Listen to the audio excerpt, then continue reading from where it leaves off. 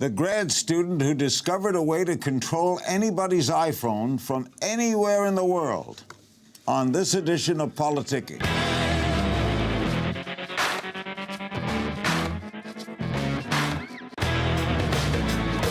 Welcome to Politicking. I'm Larry King. We've become all too familiar with the problems associated with hacking, both on a personal basis, if you've ever had your social media accounts or bank card hacked, and in the international sphere as governments increasingly rely on digital espionage, where covert spies in a shadowy world once reigned supreme. But a new fear has appeared in the digital landscape: weaponized spyware that can be sold across international boundaries to the highest bidder. What does that mean for the world? And can governments keep up with programmers determined to exploit this new arena of cyber warfare? Let's talk about it with Bill Marzak, Senior Research Fellow at the Citizen Lab, which is part of the University of Toronto School of Global Affairs. He was the focus of a recent Vanity Fair article headlined, "How a Grad Student Found Spyware That Could Control Anybody's iPhone from Anywhere in the World." He joins me here in studio. All right, tell me how you got into this whole thing. Well, so actually, I was pursuing my PhD in 2009 in a completely different field. I was working in databases, big data, cloud computing. And then in 2011 and 12, the Arab Spring started. And I was in contact with some people back in the country of Bahrain, where I went to high school. And I was shocked to see the government, repressing the protests by killing protesters and cracking down very heavily. So I decided to figure out if there was something I could do to help. So I got involved, started with some fellow activists in an organization called Bahrain Watch. A few months later, one of my colleagues started receiving some suspicious emails in her inbox. She forwarded them to me and said, "Hey, these look really suspicious. I think they might be designed to infect my computer." How could every iPhone be vulnerable? Well, every iPhone runs the same piece of software from Apple, iPhone's operating system. And, as computer scientists, you might think that we're able to build secure or hack-proof software, but that's not a thing. The best minds in computer science can't figure out how to build secure software. So despite our best efforts, there's always these bugs or vulnerabilities or, backdoors into software that can be exploited. But how could the genius who invents the software not be able to help people prevent its hacking? Well, because modern software is so complex. It's often not written by just one person. That's right, but it's complex to invent. So it's just as complex to stop? Right. Well, it's even more complex because even if I invent a piece of software, it grows over time. So more and more people start contributing and adding code. And as the original author, I might not know exactly what all the features are if people keep adding things. How did you find spyware? How did you get into it? Well, so I originally started because I had no experience in computer security or spyware. But when my colleague at Bahrain Watch got targeted with these weird-looking emails back in 2012, I started trying to analyze them and see if they were part of some spyware attack. And that's kind of how I got my expertise. I got in touch with this organization, the Citizen Lab, and other people there trained me and taught me what I know. All right, forgive me as a neophyte. When they hack, where do they get it? Where do they see it? Well, that's a great question. Usually, if we're talking about a government, there'll be some agency, maybe like an intelligence agency or a law enforcement agency, and they'll actually have a monitoring room that has TVs, computers, and from the monitoring room, they can target people's phones, and then, they see it, they're sitting there in their swivelly chair, they're looking up at the array of monitors, and they can kind of see what's going on in your phone and pull information out and look at text messages and turn on your microphone and webcam and crazy things, It's really frightening. Did you contact Apple? Yeah, so right after we had discovered this, we got in touch with the people at Apple and disclosed it to them and gave them a chance to patch it. And now I understand Apple issued a patch to fix 0-day. What is 0-day? So a 0-day in computer science is a term for one of these bugs or exploits or backdoors in software that nobody knows about yet, except maybe the person who discovered it. So 0-day means that the vendor, in this case Apple, has had 0 days to issue a patch or a fix or an update that closes the vulnerability. Can an ordinary citizen protect him or herself from hacking? Yeah, so there's a couple steps that you can take. So if you have a smartphone, if you receive messages or emails on that phone, be careful about clicking on suspicious-looking links or attachments that you get on your phone. Like if someone sends you a link to a website, or they send you a file on your phone, it's possible that the link or the file could contain some sort of exploit or spyware designed to infect your phone. So double check to make sure you trust the person that's sending you the thing, and just be wary of things that sound too good to be true. Great pleasure meeting you, and good luck in whatever you do. Don't hack. Thanks so much, Larry. Thank you, Bill. It's in Vanity Fair. To continue the discussion from the earlier segments of all things hacking, and what, if anything, can be done to combat this new front in cyber warfare, we turn to John McAfee, pioneer in the cybersecurity industry, CEO of MGT Capital Investments, political activist. He sought the Libertarian Party's presidential nomination in 2016. He joins me from Oakland. Heard all the headlines about hacks, the Democratic National Committee being hacked, John Podesta being hacked, Russia's alleged efforts to influence the election. What's your take on all of this? Well, there's so much information out there, Larry, that I think to start with, we need to define what cybersecurity is. I mean, there's the protection of our privacy, which we have none, by the way. There's a protection of our data, our critical data. We have none of that. There's the protection against cyber attacks, like denial of service attacks against internet organizations where we can no longer get access to the internet or a company's computer goes down. And then far more importantly, we have cyber warfare. The only front that America has any capability in is in cyber warfare. That began back in 2011 with Stuxnet, a virus written jointly by the U.S. and Israel that destroyed half of Iran's centrifuges to create purified uranium. So the thing that distresses me more than anything else is that our government defines cybersecurity, by and large, especially the FBI, the Department of Justice, as using cyber technology to make sure that American citizens toe the line, that there are no terrorist activities, and that we are all monitored and controlled. And this is what scares me, because that really is not cybersecurity. The thing about Donald Trump's cybersecurity platform that frightens me the most is that he wants the Department of Justice to head a national task force of law enforcement agencies to create our, quote, cybersecurity policies.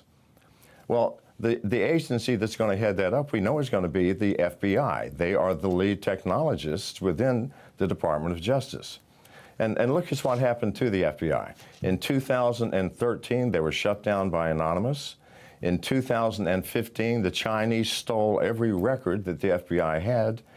And in February of this year, a 15-year-old boy hacked the FBI and published 30,000 records, including undercover agents of every agent within the FBI organization, almost 80% of their employees. And is this the agency that you want running America's cybersecurity? Well, there must be another. I'm sorry, sir, go ahead. And what is John McAfee's idea? Well, my idea is let's address the real cybersecurity problem.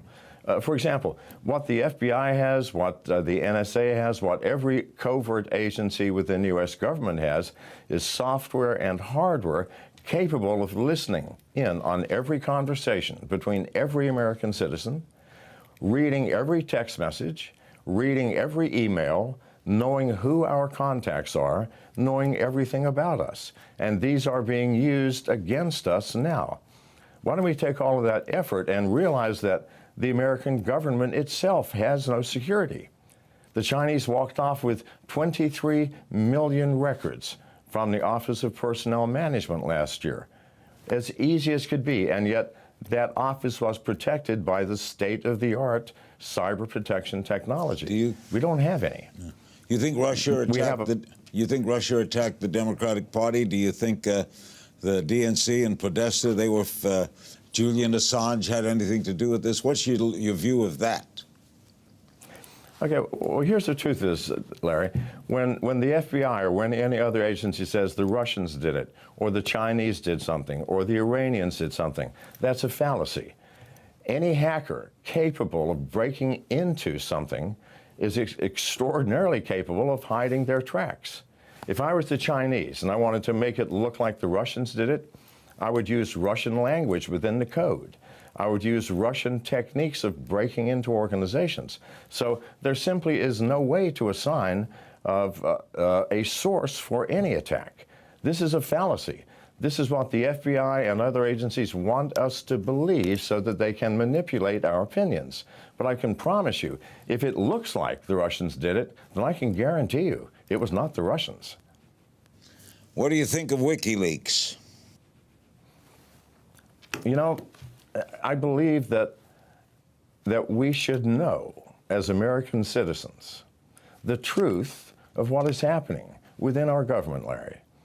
You know, our government wants to say, well, we have secrets that we must protect. There are no secrets anymore. If the U.S. government believes that the Russians, the Chinese, the Iranians do not already have all of our secrets because of their hacking technologies, then our government is deluding itself. So WikiLeaks, you know, it's a tricky question, but I would rather know. I would rather know that my government is doing something illegal, like having the NSA spy on me and you and others, than not to know.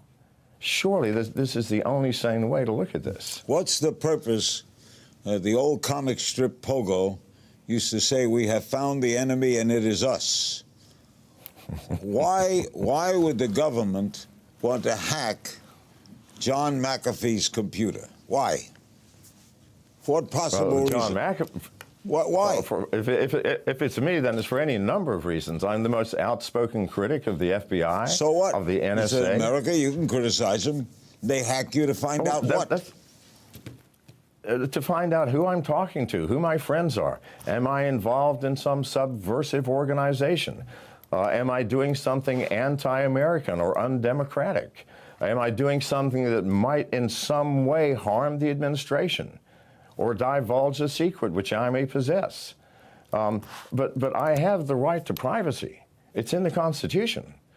And yet I have no privacy, and neither do you, Larry. If you think that just because you are not a political activist or you're not speaking out against a government agency, that they may not be looking into your life, I know that they are. Why? You are an important person. You influence millions of Americans. So of course they want to know what you're thinking, what you're doing, who your friends are, and what you're saying. And I'm not being paranoid. This is just the facts of life as they exist today, Larry. We'll be right back with more politicking.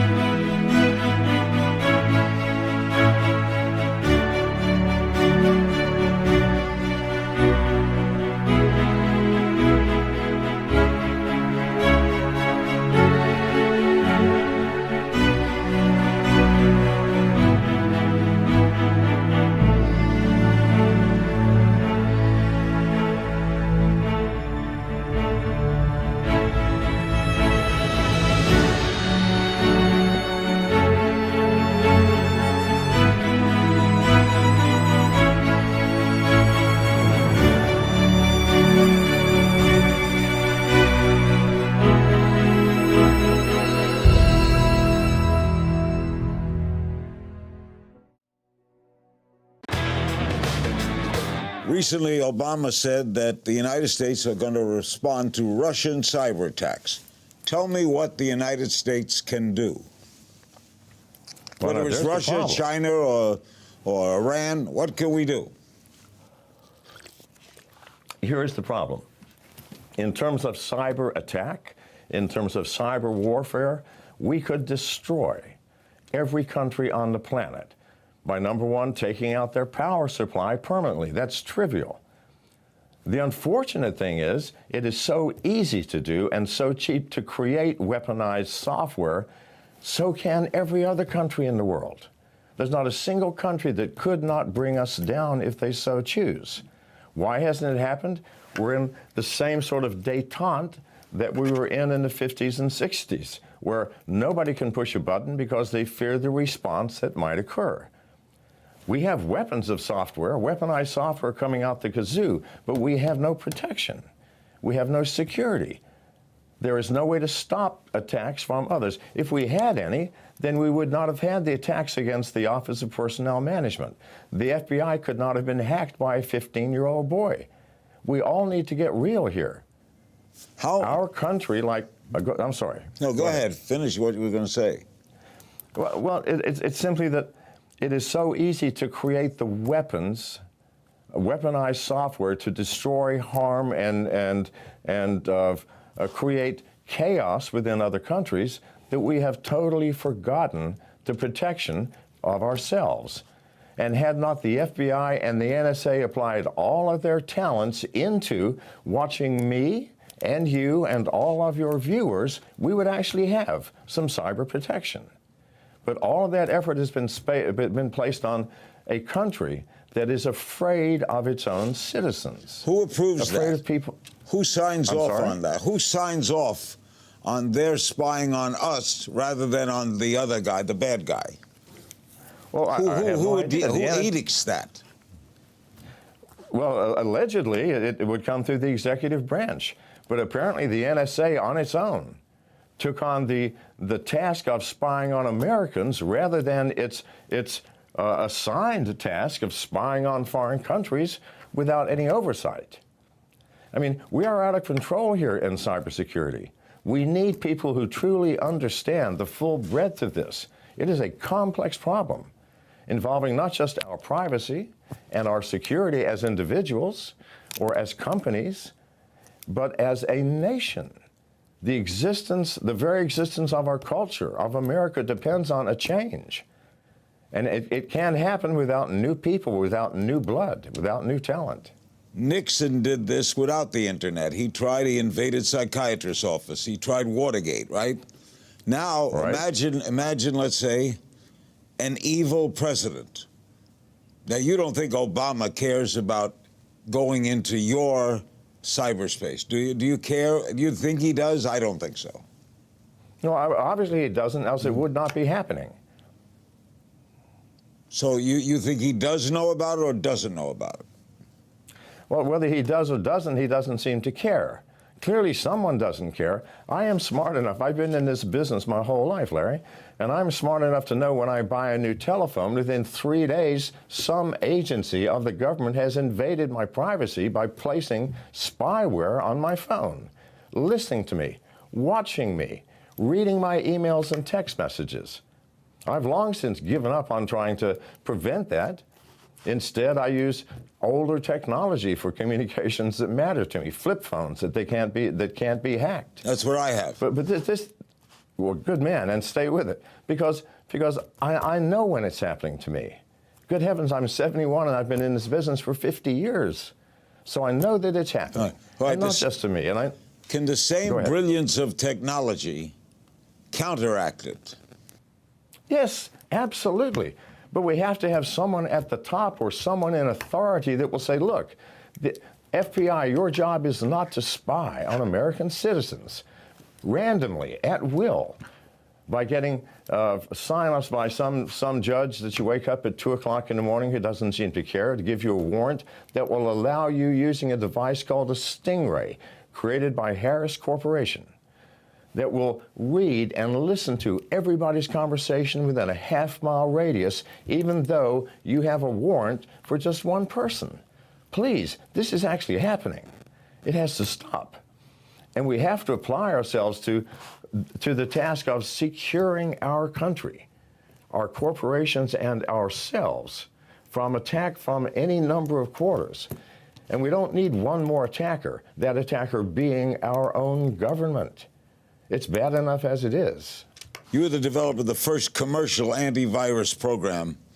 Has this made you a target of hackers? Well, of course, yeah.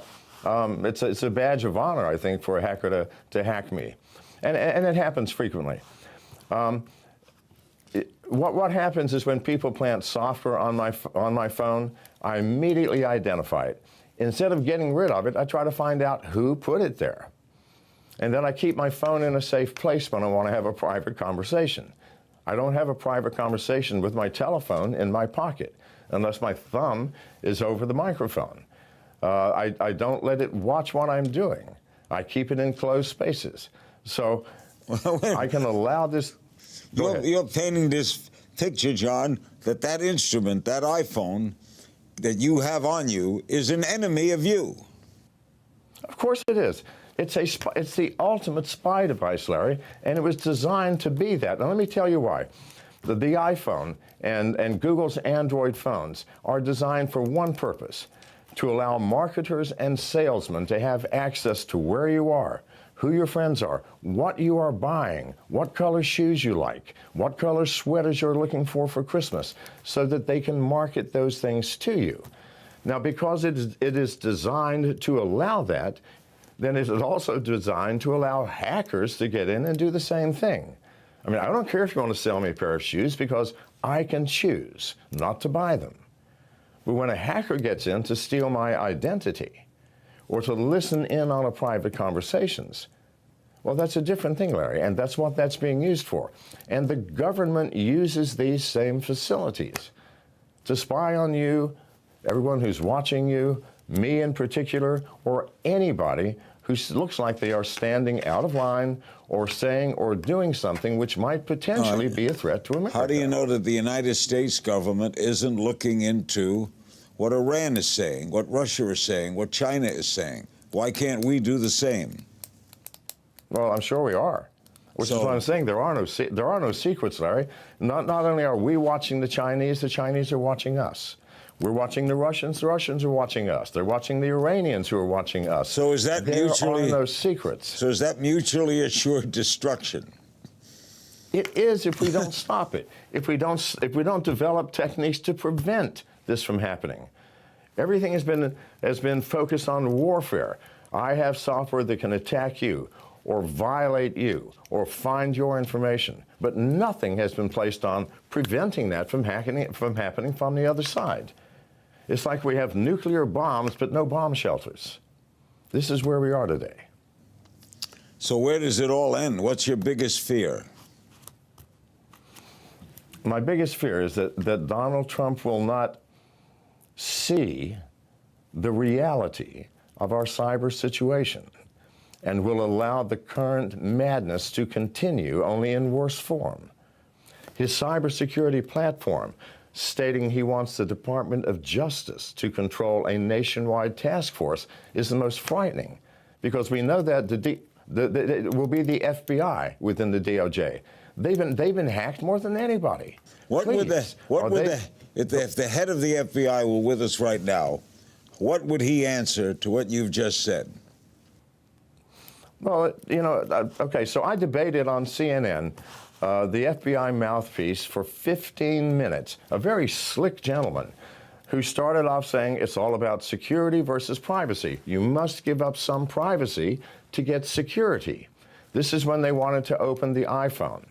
And I was saying, no, nonsense, you know how to do it. And ultimately they did it on their own, only after so many people spoke out against them. My greatest fear is that Mr. Trump is going to overlook that subtle difference between cybersecurity and the use of cyber technology to assure our national security by spying on us. The trouble could That's be my biggest fear, Larry. Trouble could be the public, John. Hitler, in 1937, suspended warrants. He did away with warrants. And he explained to the German public, we have enemies within. If you have nothing to fear, why do you care if the police come to your house to search it? And the public bought that. Do you think the American public would buy that? Well, only if they haven't understood what privacy is, Larry, because you think if you've got nothing to hide, you have nothing to fear. All of us, 100 times a day, exercise a privacy function. When you buy something from the grocery store, do you tell the clerk the intimate details of your life? No, that's madness. For your casual acquaintances, you may divulge more. For a close friend, you might divulge even more. For your spouse, you might divulge everything, providing you're not having sex with her sister. But even then, you might not choose to divulge that. We all have levels of privacy that allow our society to function smoothly. And so if you say, well, you have nothing to hide, you've got nothing to fear, that means that ultimately everybody will know everything about everybody else. And we will have riots in the streets. Privacy is the glue that allows the negative aspects of humanity to meld with our positive aspects and have a smoothly functioning society. We are all, Larry, greedy as well as loving. We feel hate as well as generosity. We have grace, but we also have fear and jealousy. These are the things that we must keep private from some people. Otherwise, your neighbor, if you're a Christian and you don't know your neighbor's a Muslim or vice versa, and all of this comes out, suddenly the person that you liked, you no longer like. Suddenly there's animosity, secrecy. We all have secrets. We all must keep them. John, you're a great guest. Thanks so much for joining us. You're welcome. Always good seeing you. John McAfee, whoa. Thank you for joining me on this edition of Politicking. Remember, you can join the conversation on my Facebook page. Check out the Politicking blog on our homepage or tweet me at King's Things. And don't forget to use the Politicking hashtag. And that's all for this edition of Politicking.